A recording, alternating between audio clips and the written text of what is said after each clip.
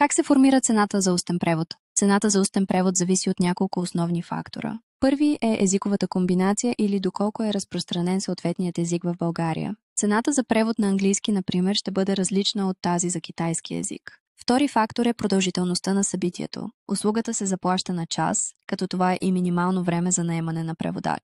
Всеки започнат час се таксува допълнително, т.е. ако ангажиментът трае час и 20 минути, се заплащат 2 пълни часа. Това е стандартна практика при устни преводи. Трети фактор е видът на устния превод – консекутивен, симултанен или шушотаж. Всеки вид изисква различна подготовка и умения. Определящ фактор е и локацията на вашето събитие. Извършваме устни преводи както онлайн, така и на място. Ние от ArteDoc изготвяме персонализирана оферта според конкретните ви нужди. Ако се нуждаете от информация или консултация, свържете се с нас на имейл office65@artedoc.com